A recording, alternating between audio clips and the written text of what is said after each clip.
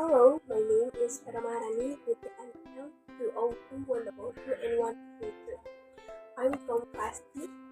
In the video this time, I'm going to do a teaching learning about the context. Let's see the video.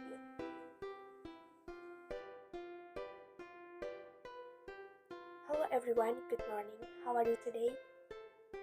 Alhamdulillah, I hope you're all in good health. Alright, in this week's meeting, we're gonna be discussing about the context. Well, before we start, let me ask you a few questions. Who knows the definition of the context? Anyone knows? Anyone?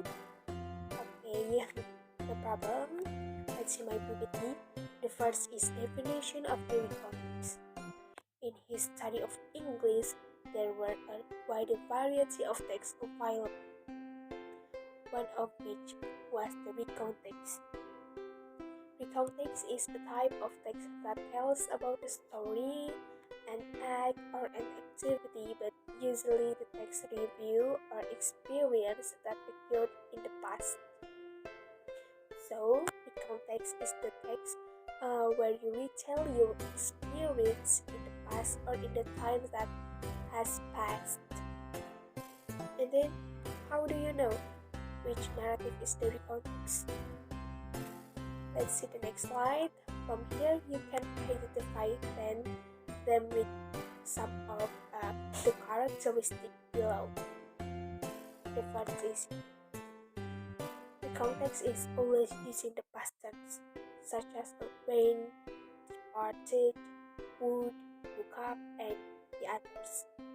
Number two is using adverb and adverbial phrase to express time, place, way, such as last September, Bali Island, on the second day, and the others. Number three is using conjunction and time connectives to perfectly find events such as and, before, then, after that, and others.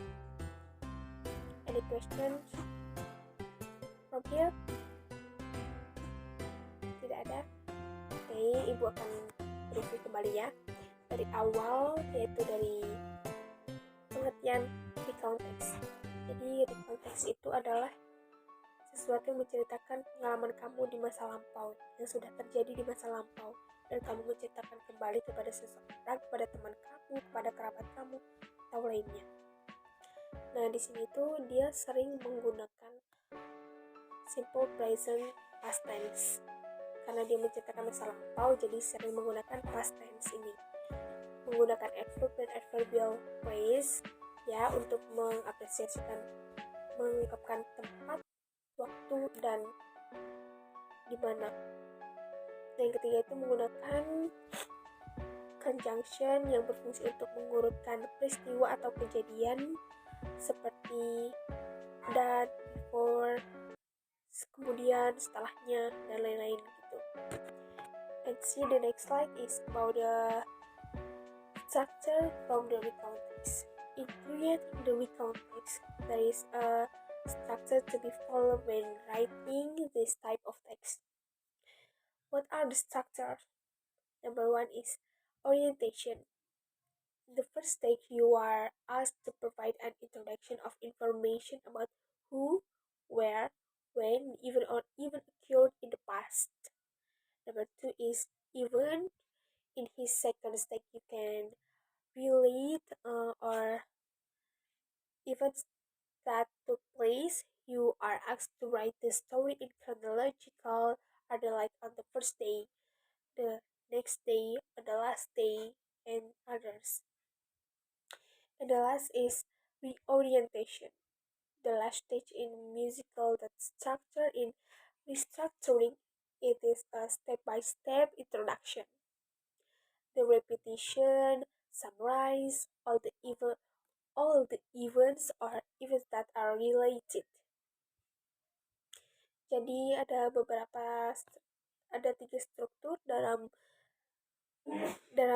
konteks ini. Yang pertama itu adalah tahap yang pertama yang diminta untuk memberikan sebuah pengenalan berupa informasi mengenai siapa, di mana, kapan peristiwa atau kejadian itu terjadi di masa lalu. Dan yang kedua itu adalah kamu dapat menyampaikan atau mengisahkan kejadian-kejadian. Yang dimaksud adalah event atau peristiwa yang terjadi pada masa lampau. Kamu mengurutkan kronologisnya seperti apa kepada orang-orang. Dan yang ketiga itu reorientation. Nah, tahap ini tahap yang terakhir dalam struktur text recount karena merupakan tahap pengulangan dan pengenalan yang ada di tahap pertama.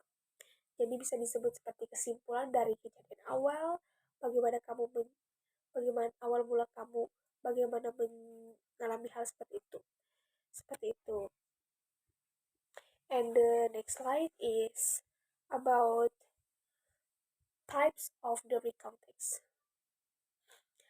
Types of the recount text is, in the recount text there are types of text inside that you can use as a reference to write. Normally a person would select a kind of corresponding to according to the purpose of the writing. As for the variety of the text is, the first is personal recount. It is a functional text that tells about the right personal experience. Number two is factual recount.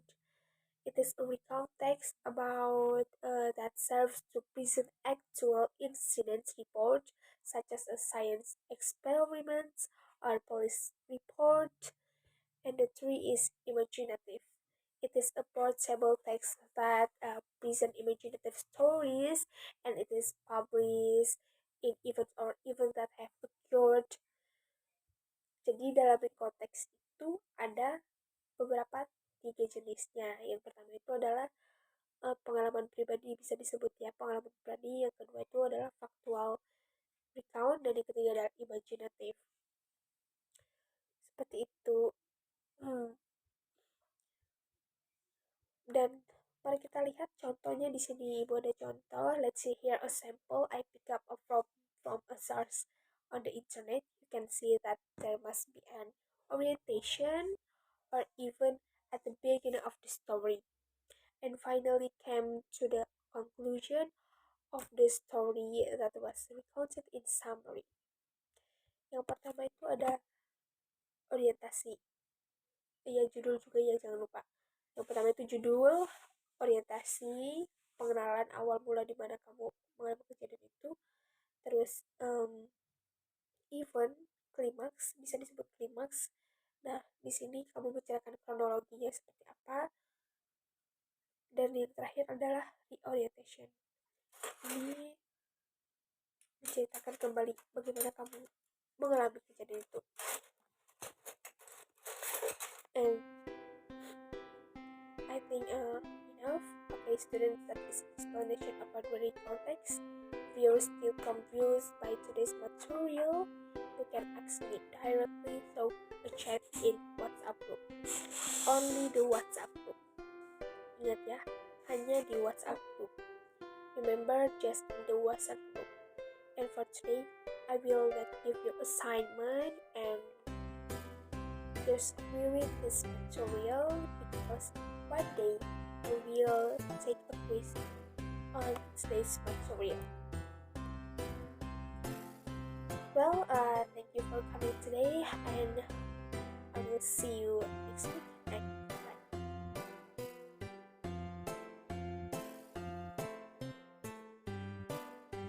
Thanks to my friends who have shared this video, and I hope this video works. I apologize if there are any mistakes in this video. Thank you. Bye.